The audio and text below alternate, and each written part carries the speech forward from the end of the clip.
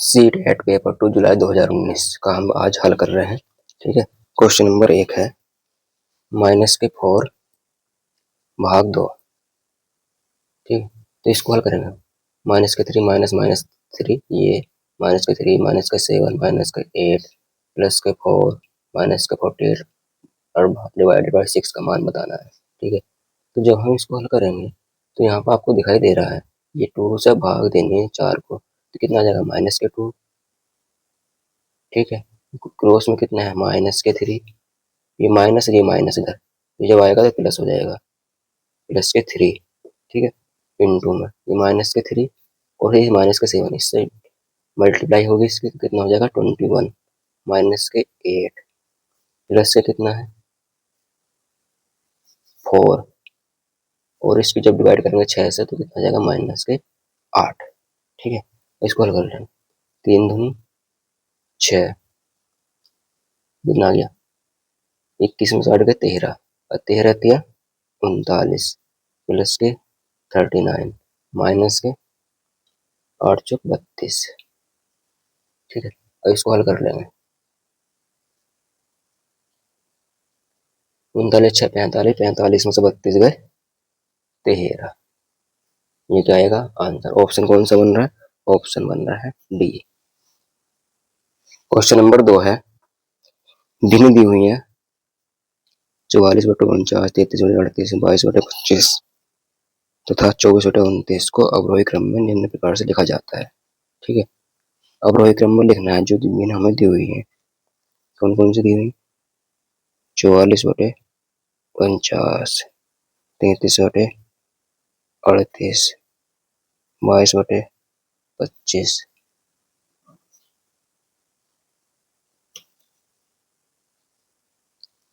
और दी हुई है 24/29। ठीक है, ये फ्रैक्शन दिए, इनको हमें अवरोही क्रम में लिखना है। ठीक, तो हम क्या करेंगे इनको एक दूसरे से भाग दे लेंगे। जब 49 को 44 से भाग दिया जाएगा तो आएगा 0.89। ठीक है, और 33/38 38 से 33 को भाग देंगे तो आएगा 0.86।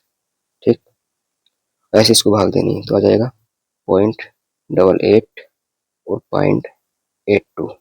ठीक है, इनको हमने भाग दे ली। भाग देने के बाद अब यहाँ पे देख लेना है कौन सा इसमें अंक बड़ा है कौन सा छोटा है।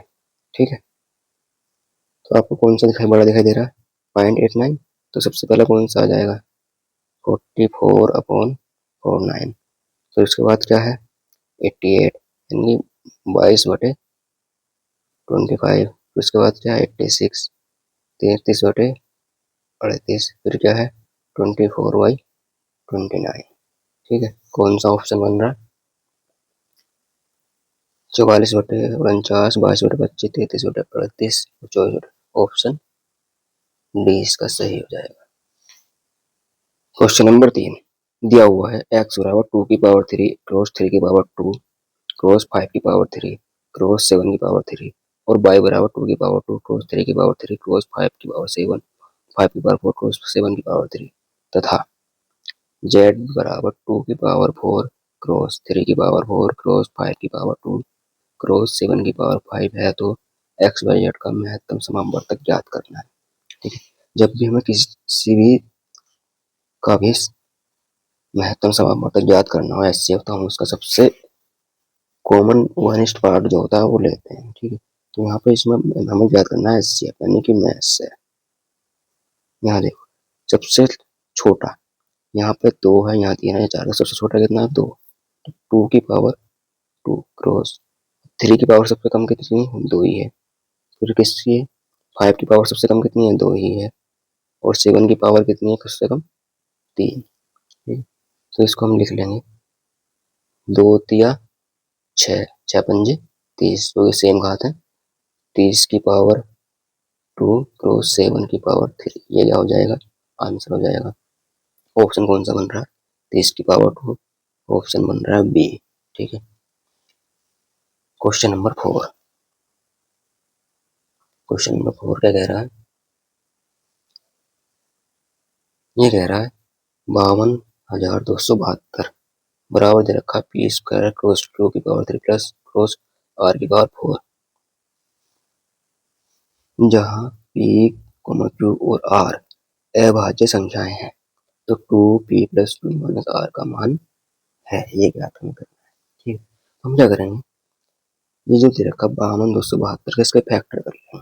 ठीक है, 52,272 करेंगे फैक्टर, इससे घटेंगे 200, 2 दूनी 4, 2 छंग 12, 2 एक 2, 2 तिया 6, 2 छंग 12, फिर 2 से करेंगे, 2 एक 2 तिया 6, 0 आ जाएगा, 2 छंग 12, 2 अट्ठे 16, 2 छंग 12, 2 पंजे 10, 2 तिया 6, 2 चौक 8।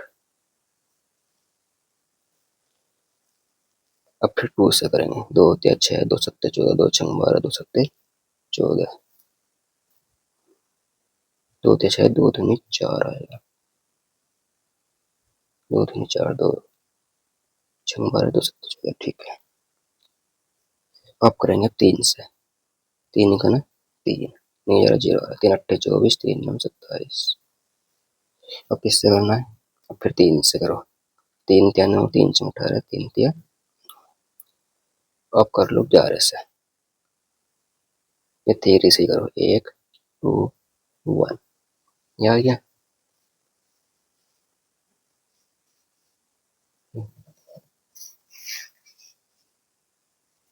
उसके बाद अब फिर से 2 फैक्टर कर लो 11 से, तो ये आ जाएगा 11, तो इसके फैक्टर आ जाएंगे। आप 2 की पावर कितनी आ गई 4, क्रॉस 3 की पावर कितनी आ गई 3, और 11 की पावर 2 बराबर दे रखा है पी स्क्वायर क्रॉस 2 की पावर 3 क्रॉस आर की पावर 4। ठीक है, हमारे पास पी बराबर हो गया 2 क्योंकि 11 की पावर 2 है, तो ये तुलना करनी है, क्या करनी है तुलना, क्यू बराबर हो गया 3 और आर बराबर हो गया 2। हमें क्या याद करना है, फाइंड करना है 2p प्लस के क्यू माइनस के आर, इसका मान हमें बताना है। तो 2 पी की वैल्यू कितनी है 2, प्लस क्यू कितना है 3 माइनस के 2, 4 3 7 7 में 2 गया, और सॉरी पी की वैल्यू 11 है, पी की वैल्यू क्या है 11, पी की वैल्यू 11, 11 दूनी 22 प्लस के 3 माइनस के 2। ठीक, तो आ जाएगा 22 3 25 25 होगा 23, आंसर ऑप्शन कौन सा है, ऑप्शन डी का सही। क्वेश्चन नंबर 5, 7 अंकों वाली संख्या 134 इंटू एक्स 58 ये 72 से विभाज्य है, तो 2x प्लस वाई का मान बताना है। ठीक है, यहाँ पे ये 134 एक्स 58 इंटू वाई 72 इससे विभाज्य है, 72 का मतलब 9 और 8 से विभाज्य है। ठीक है, तो 8 का डिजिट रूल जो होता है वो होता है जो लास्ट के किसी भी नंबर के लास्ट की 3 डिजिट होती हैं वो 8 से डिविजिबल होनी चाहिए। तो ठीक है, तो 58 इंटू वाई इससे 8 से डिविजिबल करा लो, वाई का मान बदल जाएगा, 8 सत्ते 56, कितना आ गया 2,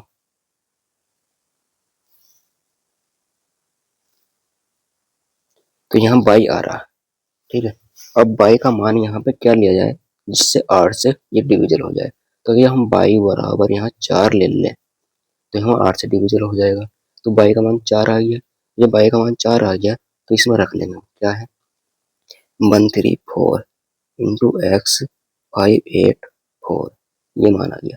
अब हमें एक्स का मान फाइंड करना है, तो 9 का डिजिटल रूल ये कहता है कि जो नंबर है हमारे पास इनका सम 9 से अगर डिविजिबल है तो पूरी संख्या 9 से डिविजिबल होगी, तो इनका सम जोड़ लेंगे, कितना 3 4 4 4 8 8 5 13 13 और 8 21 4 25 25 आ रहा, 25 प्लस के एक्स, तो एक्स का मान ऐसा क्या आएगा जिससे हम यहाँ पर रख दें और वो 9 से डिविजिबल हो जाए, तो एक्स का मान अगर हमने यहाँ पे 2 रख दिया, कितना 2, तो ये 2 रखेंगे, एक्स प्लस 25 का मान 2 तो कितना आ जाएगा 27, और 27 हमारा किससे 9 से डिविजल हो रहा है, तो बाई का एक्स का मान कितना आ गया 2 आ गया। जब एक्स का मान कितना आ गया 2, तो हमें क्या याद करना है, हमें याद करना है 2x प्लस के वाई। ठीक है, तो 2 क्रॉस एक्स का मान क्या है 2 प्लस के वाई का मान कितना है 4, तो 2 दूनी 4 4 8, हमारा आंसर क्या आ गया 8। ऑप्शन कौन सा बनेगा, डी बनेगा। ठीक है, ये ध्यान रखना है। ठीक है, क्वेश्चन नंबर 6। क्वेश्चन नंबर 6 क्या कह रहा है, क्वेश्चन नंबर 6 कह रहा है इनमें से कौन सा पाइथागोरस त्रिक नहीं है। तो आपको कुछ ट्रिपलेट होते हैं, मैं लिख देता हूँ यहाँ पे, इनको आपको ध्यान रखना है, 3 4 5। ठीक है, 5 12 13 7 24 25, एक ही ट्रिपलेट होता है। 8 15 17 9 40 41 11 60 और 61।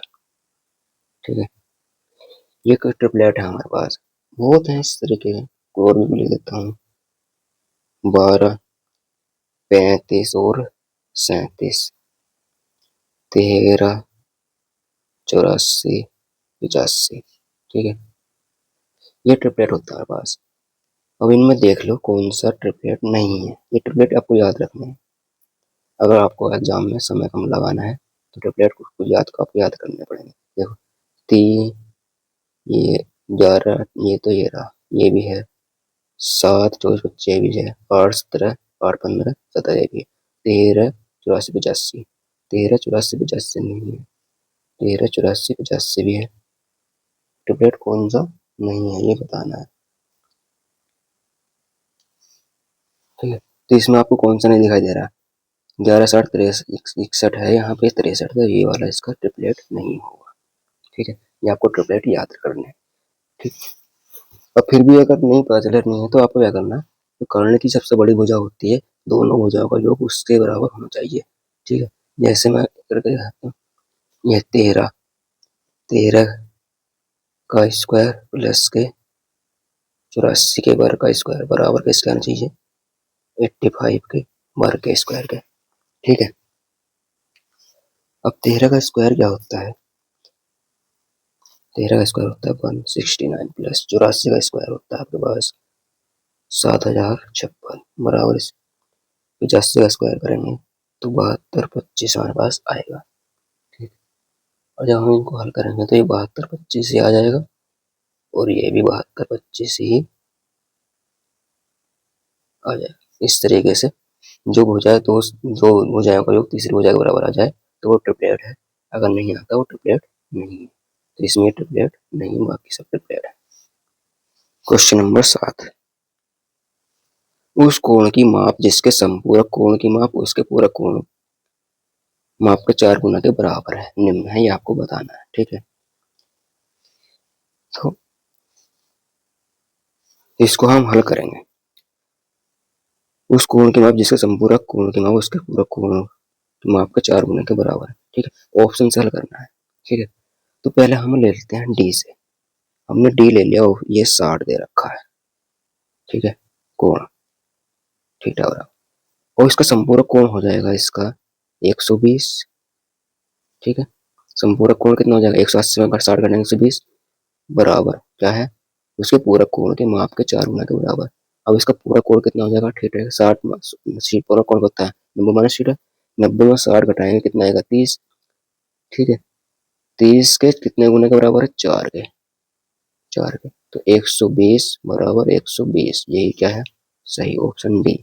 ठीक है, यह थी आपकी शॉर्ट ट्रिक। अगर वैसे आपको करना है ठीक है तो आपको हो जाता है सम पूरक कोण कितना होता है 180 माइनस के थीटा, वो पूरक कोण कितना होता है पूरक कोण 90 माइनस के थीटा। अकॉर्डिंग टू क्वेश्चन क्या कह रहा है, संपूरक कोण यानी कि 180 माइनस के थीटा बराबर किसके 4 गुना 90 माइनस के थीटा के। ठीक है, ये तो कह रहा है क्वेश्चन में। तो 180 माइनस के थीटा कितना देगा, 360 माइनस के 4 थीटा। ठीक है, इधर ले आओ इसको, 4 थीटा इधर ले आओ, 4 थीटा में थीटा जाएगा 3 थीटा, ये कितना हो जाएगा, 180 तो थीटा बराबर आ जाएगा 60 डिग्री। आप ऐसे कर सकते हैं। ठीक है, क्वेश्चन नंबर 8। क्वेश्चन नंबर 8 क्या कह रहा है, यदि किसी त्रिभुज के कोणों का माप x 3x + 20 तथा 6x है तो त्रिभुज अवश्य ही होगा, ये आपको बताना। ठीक है, तो यहाँ पे हम जानते हैं क्वेश्चन नंबर 8, हम जानते हैं कि त्रिभुज के तीनों कोणों का योग कितना होता है, 180। तो x प्लस के 3x प्लस के 20 प्लस के 6x बराबर कितना आएगा, 180 बराबर 180। ठीक है, अब यहाँ से x की वैल्यू याद कर लेंगे, 6 4 10, x बराबर 100 कितना आ जाएगा, 70। वो 20 घटाएंगे तो 160, 20 उधर जाएगा माइनस में तो 160 आ जाएगा। x बराबर आपके पास आ गया 16, x बराबर कितना आ गया, 16 आ गया। ठीक है, तो x का मान 16 आ गया तो आपके पास कोण क्या क्या हो गए, कोण हो गया आपके पास, एक तो हो गया 16 और 16 ये 48, 48 20 68, एक हो गया 68 और एक हो गया 16 96, ये हो गया।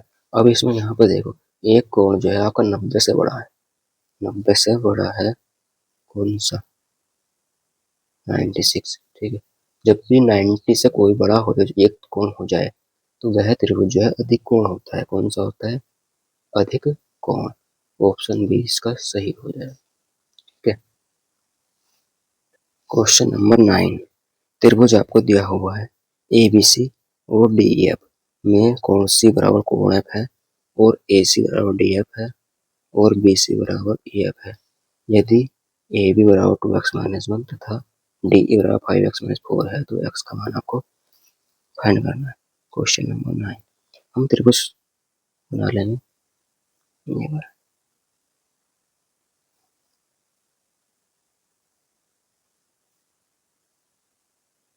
2 त्रिभुज हमने ड्रॉ कर लिए। ये क्या है, ABC DEF। ठीक, ये वाली भुजा इसके बराबर दे रखी है, ये भुजा आपको इसके बराबर दे रखी है। ठीक है, कोण C कोण F के बराबर दे रखा है। ठीक है, AB बराबर क्या है, 2x-1 तो DE बराबर है इतना। यहाँ पर देखो, तो ये आपको दिखाई दे रहा है, ये कोण जो है, चूंकि कोण ABC सर्वांग हो जाएगा कोण DEF। कैसे, साइड एंगल साइड से, ये साइड इसके बराबर, फिर एंगल इसके बराबर, साइड साइड के बराबर, किससे, साइड एंगल साइड से। ठीक है, ये त्रिभुज क्या हो जाएगा, सर्वांग। सर्वांग का मतलब क्या होता है, इस इमेज को इस पर उठा कर, ठीक है, या इसको इस पर रख दो तो बराबर हो जाते हैं। तो ये क्या होगा, सर्वांग होगा। तो जब सर्वांग होगा तो ए बी बराबर क्या होगा, डी ई। ठीक है, तो ए बी की वैल्यू कितनी, 2x-1 बराबर 5x-4। यहाँ से आ जाए 5x इधर आएगा तो 5x-2x बराबर 3 बराबर 3 मान। अब यहाँ से कितना आ गया, 3x बराबर 3, x बराबर 1 आ गया हमारे पास, x बराबर 1, x का ही मान ज्ञात करना था। ऑप्शन बी इसका सही हो जाएगा। क्वेश्चन नंबर 10, किसी त्रिभुज की एक भुजा 5 सेमी तथा दूसरी भुजा 10 सेमी है और इसका परिमाप p सेमी है, जहाँ p एक पूर्णांक है, p के न्यूनतम और अधिकतम संभव मान है, ये फाइंड आपको बताना है। ठीक है, तो आपको पता है जो p परिमाप होता है हमारा, ए प्लस के बी प्लस के सी, यानी तीनों भुजाओं का योगफल होता है। ठीक, तीनों भुजाओं का योगफल होता है। ठीक, और जब भी कोई त्रिभुज होता है तो उसमें जो दो भुजाओं का योग होता है, दो भुजाओं का योग, वो सदैव क्या होगा, तीसरी भुजा से बड़ा होता है। तीसरी भुजा, तीसरी भुजा से बड़ा होगा। ठीक है, तो अब यहाँ पे आप पी मैक्सिमम निकाल लेंगे, पी मैक्सिमम। ठीक है, पी का अधिकतम मान हम क्या रख सकते हैं। ठीक है, एक है, एक भुजा कितनी है, 10, 105 सेमी। तो 5 प्लस के 10 प्लस अधिकतम मान। अब कितना हो गया, 10 5 15 हो गया। 15 से बड़ा नहीं होनी चाहिए वैल्यू, तो कितनी रख लेंगे, 14। कितना आ जाएगा, 29। ठीक है, तीसरी भुजा से छोटी होगी ना। यदि अब यहाँ पर आ गया, यदि तीसरी भुजा 10 से बड़ी है, यदि तीसरी भुजा हमने मान लिया 10 से बड़ी है, तो हमने मैक्सिमम मान ले लिया 15। 10 दोनों का योग 15, 15 से कम ही रहना चाहिए, तो 14 ले 29 आ गया। अब पी हम मिनिमम निकाल लेंगे, ये क्या है हमारा पैरामीटर। ठीक है, हमने यहाँ पर मान लिया कि तीसरी भुजा जो है वो 10 से छोटी है। किससे, 10 से छोटी है। तो 10 से छोटी है 5 प्लस के 10, 10 से छोटी है, 10 से छोटी है, तो यहाँ पे मिनिमम निकालना है। तो दोनों संख्याओं का योग तीसरी भुजा से क्या होना चाहिए, बड़ा होना चाहिए। और 10 से छोटी मान लेंगे। अब तो हम 10 से छोटी कौन सी संख्या मान लें, 6 मान लेते हैं। 6 5 11, 11 आ गया तीसरी दो भुजाओं का योग। ठीक है, 10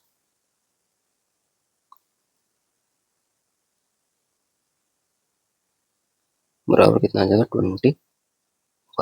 ठीक है, तो यहाँ पे जो पी मैक्सिमम मिनिमम का मान आ गया हमारे पास, वो क्या आ गया, 21 और 29। क्वेश्चन नंबर 11,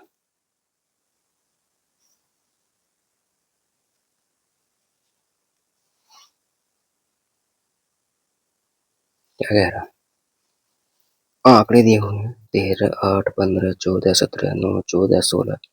13 17 14 15 16 15 14 का माध्यक x है। यदि 8 के स्थान पर 18 कर दिया जाए तो आंकड़ों का माध्यक y है।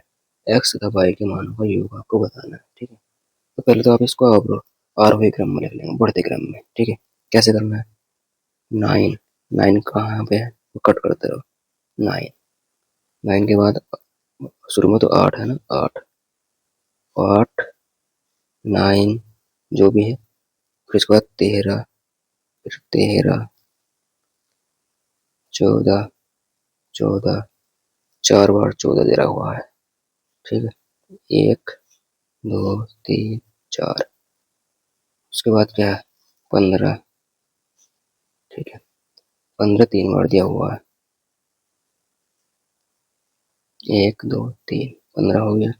उसके बाद क्या है आपके पास, 16, 16 2 बार दिया हुआ है, 1 2, 16 आ गया। फिर 17, 17 और 17, ये आपका हो गया। ठीक है, सबको आपने लिख लिया आगे में। अब आपको क्या याद करना, माध्यक x है इसका। ठीक है, माध्यक x है, माध्यक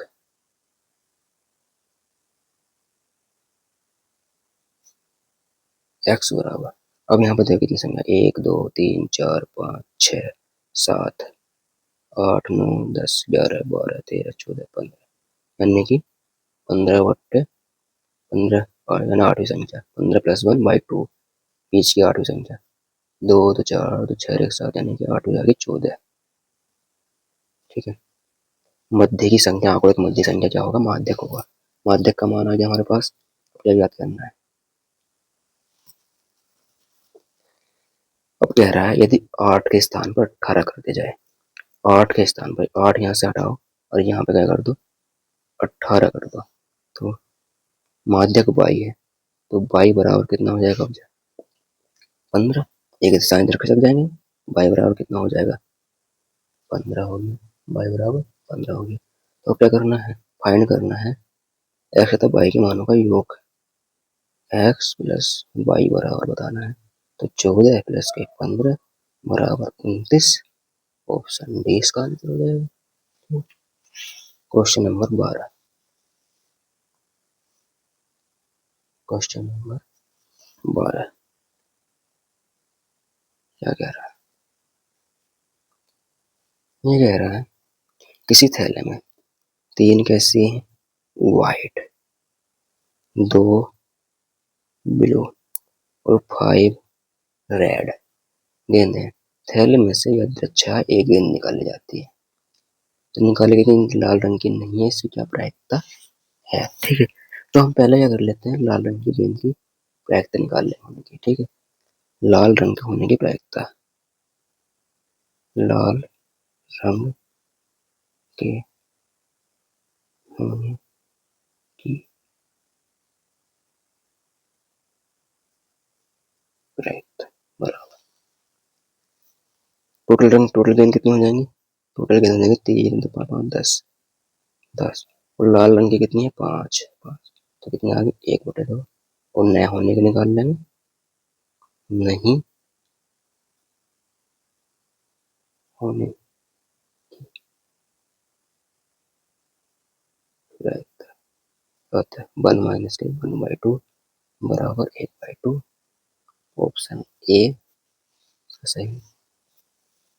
क्वेश्चन नंबर 13, क्वेश्चन नंबर 13, किसी घनाभ का कुल पृष्ठीय क्षेत्रफल 194 मीटर स्क्वायर है।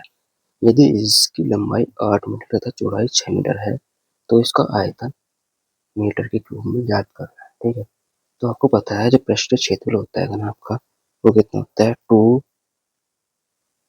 LB प्लस के बी एच प्लस के HL। ठीक है, आपको दिया कितना है 194 दिया है, बराबर 2, लंबाई कितनी है 8 और चौड़ाई कितनी है 6। ठीक है, तो 8 क्रॉस 6 प्लस के 6 क्रॉस H आपको फाइंड करने में, H क्रॉस 8। ठीक है, तो यहाँ से आपको ये कितना है, ये 2 नंबर 18 97 बराबर 8 6 48 प्लस के 6H प्लस के 8H। ठीक है, 8 6 14H बराबर 48, इसमें से घटाएंगे कितना आ जाएगा, 17 में से 8 है 9 यानी 49। ठीक है, तो H बराबर आ जाए 7 से घटाओ 7 दूनी 14, 7 7 49, 7/2 H की वैल्यू हमारे पास आ गई। ठीक है, अब H का मान हमारे पास आ गया, तो हमें क्या ज्ञात करना है, आयतन। तो वॉल्यूम जो होता है LBH होता है, L कितना है 8, B कितनी है 6 गुणा 7/2, 2 से काट दो 4 हुआ 7, 7 चौ 28, 28 छक्का 168।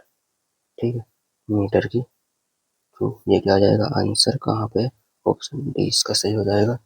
ठीक है, क्वेश्चन नंबर 14, किसी समलंब का क्षेत्रफल दिया हुआ है 105 सेंटीमीटर स्क्वायर, उसका शीर्षलंब 7 सेमी है। यदि समांतर भुजाओं में से एक भुजा दूसरे से 6 सेमी अधिक लंबी है, तो लंबी भुजा की लंबाई सेंटीमीटर में आपको बतानी है। ठीक है, ये दिया हुआ, तो आपको पता होगा जो समलंब होता है हमारे पास,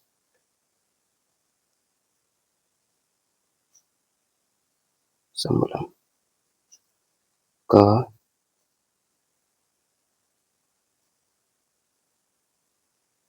क्षेत्रफल, समलंब का क्षेत्रफल। ठीक है, ये होता है 1/2 समांतर भुजाओं का योग,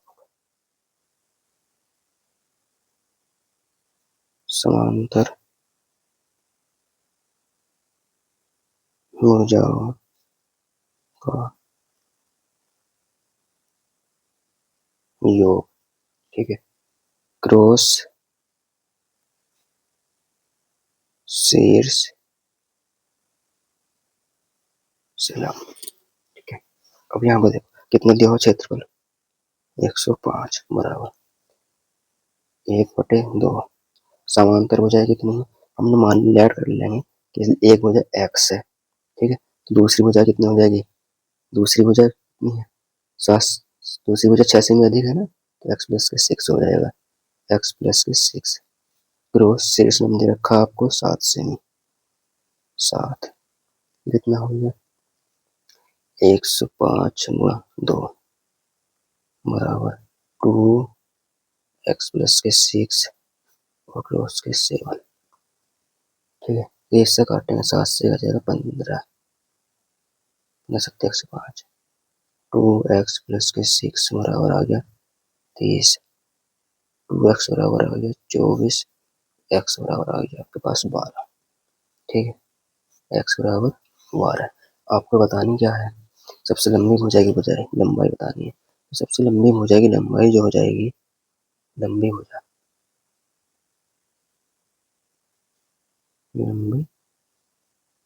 भुजा कौन सी है, x प्लस के 6 बराबर 18। आंसर हो जाएगा ऑप्शन बी इसका सही है।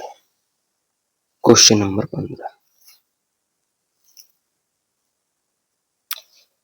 आधार की त्रिज्या 3 सेमी त्रिज्या वाले एक लंबवृत्तीय बेलन का वक्रपृष्ठ क्षेत्रफल 94.2 सेंटीमीटर स्क्वायर है। बेलन का आयतन सेंटीमीटर 3 में है, ये बताना। ठीक है, तो बेलन का वक्रपृष्ठ जो होता है क्या होता है 2πr(h).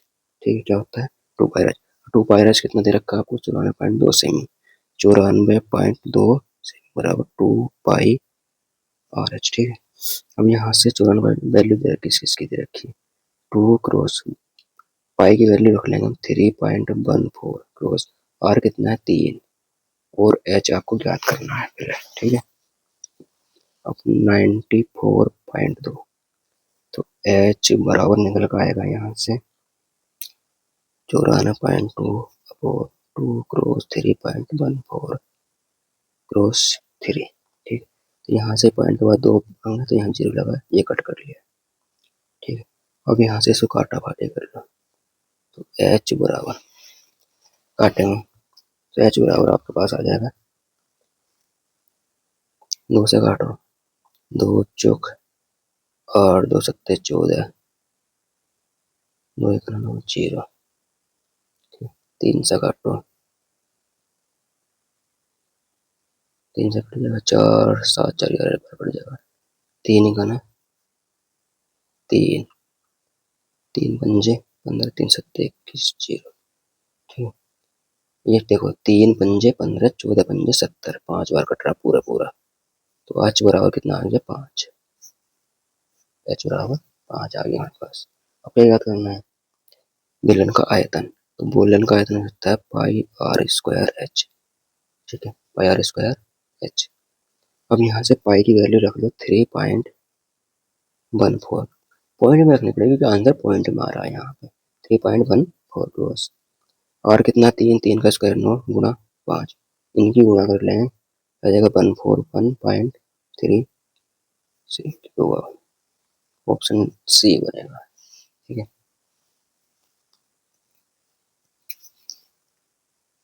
क्वेश्चन नंबर 16, 14 12 34 तथा 30 प्रत्येक में x जोड़ा जाए तो इस प्रकार प्राप्त संख्या समानुपात में होती है।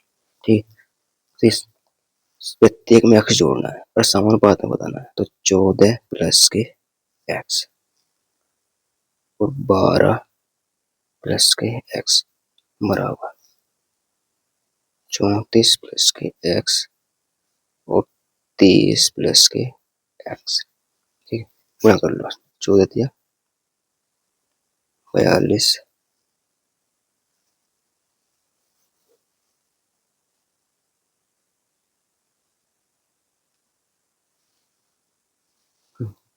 14 दिया 42 और 30x और 14x आएगा तो कितना हो जाएगा 44x।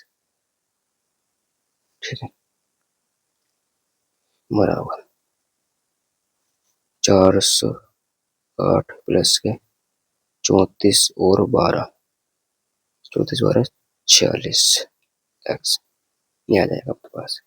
यहाँ से घटाओ ये 44 40 2x बचेगा बराबर, इसमें घटाएंगे 400 320 घटाएंगे, कितना बच जाएगा 12। एक्स बराबर कितना आ गया 6, एक्स बराबर 6 आ जाएगा। ठीक है, तो हमें क्या तय करना है,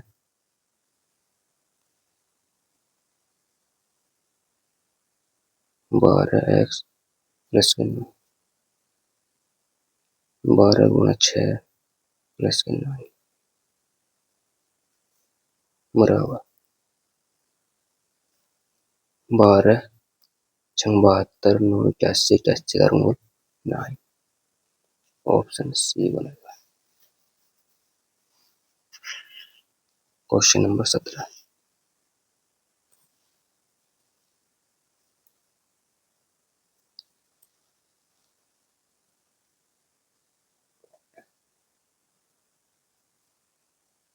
क्वेश्चन नंबर 17, कौन सा सत्य है।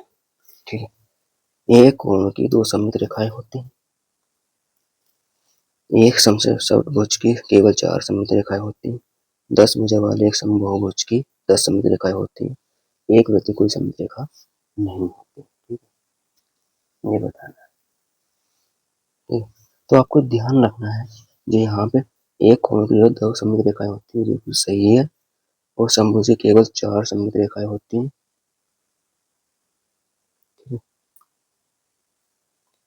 और 10 भुजा वाले एक समभुज की 10 सममित रेखाएं होती है, लेकिन जो एक वृत्त होता है, वृत्त की कोई सममित रेखा नहीं होती, यह असंख्य होती है।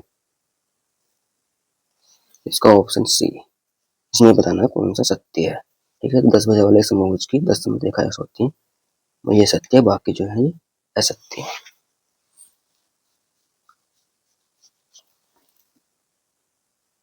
क्वेश्चन नंबर 18,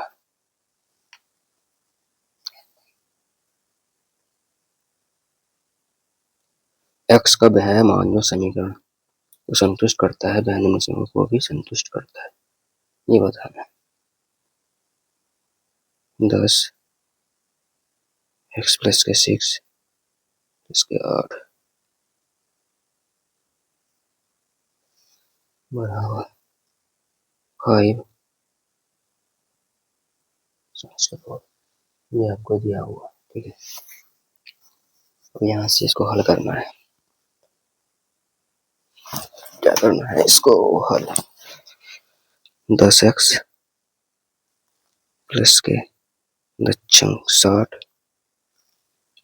प्लस के 8x माइनस के 24 बराबर क्या है 25x माइनस के 20। इधर ले आओ इसको, x वाले तरफ वही तरफ, तो ये आ जाएगा 36 बराबर 20, इधर आ जाएगा 20 बराबर 25x इसका 18x आ जाएगा 7x बराबर 56, x बराबर 8। ठीक है, अब x बराबर 8 आ गया, x का मान ऑप्शन में रख दो, जो सा है ऑप्शन सेटिस्फाई हो जाए वो ही इसका हो जाएगा। ऑप्शन पहले से स्टार्ट करते हैं। पहला 5 8 माइनस के 3 2 8 माइनस के 3 प्लस के 5 कितना जाएगा 8 और 3 5 के 3 बनेंगे 15 बराबर 5 2 10 5 15, दोनों एक्स बराबर हो गए, सेटिस्फाई कर गया, तो ऑप्शन ए ही इसका क्या है सही आंसर है। क्वेश्चन नंबर 19, 11x माइनस के 16y प्लस के 7a। ठीक है, प्राप्त करने के लिए इसमें से क्या करना चाहिए, तो इसमें से हम मान लेते हैं 5y माइनस के 13x माइनस के 8, इसमें से हम x घटा देते हैं, तो कुछ भी घटा दो, p घटा लो, चला p घटा दिया। ठीक है, तो p की वैल्यू याद करनी है। ठीक है, क्या घटाना चाहिए, तो p की वैल्यू हमें याद करनी है, तो यहाँ से p इधर ले आओ, p इधर आ गया प्लस में, ये इधर चला जाएगा माइनस में। ठीक है, तो 11x माइनस में आएगा, इधर से कितना हो जाएगा 11x और माइनस के 13x कितना हो जाएगा 24x। अरे भाई ये माइनस का है, इधर ले आए प्लस हो गया, ये इधर प्लस इधर जाकर माइनस में होगा, ठीक है। और ये माइनस हो गया प्लस हो जाएगा 16y और 5y, 16 5 21y प्लस के 21y, ये माइनस में 7 है, ये प्लस में 8 है तो माइनस के a बचेगा। ओह सॉरी, ये माइनस में होगा तो 15 आएगा, 15 ये इसका क्या हो जाएगा आंसर हो जाएगा। कौन सा ऑप्शन बन रहा 21y प्लस में कहाँ है 21y माइनस का 24 15, ऑप्शन डी बन रहा, ठीक है। Question number 20, last question.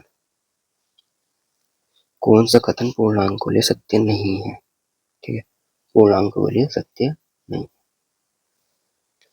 व्याकरण क्रम विनिमय नहीं है, गुणन साचर्य होता है, भाग क्रम विनिमय है, एक गुणात्मक तत्समक है, ठीक है। व्याकरण क्रम विनिमय नहीं है, ये बिल्कुल सही है। गुणन साचर्य होता है, ये भी सही है।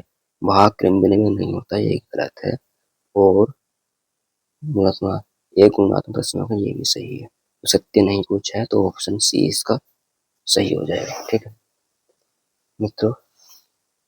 ये थे सीटेट पेपर 2 जुलाई 2019 का, ठीक है। इसका हमने पूर्ण व्याख्या की। आई होप कि आपको कंटेंट पसंद आया होगा, ठीक है। अगर आपको अच्छा लगा तो चैनल को लाइक और सब्सक्राइब करना ना भूलें। और कहीं मिस्टेक हो गई हो बोल तो उसके लिए हो जाती है, कोई बात। धन्यवाद।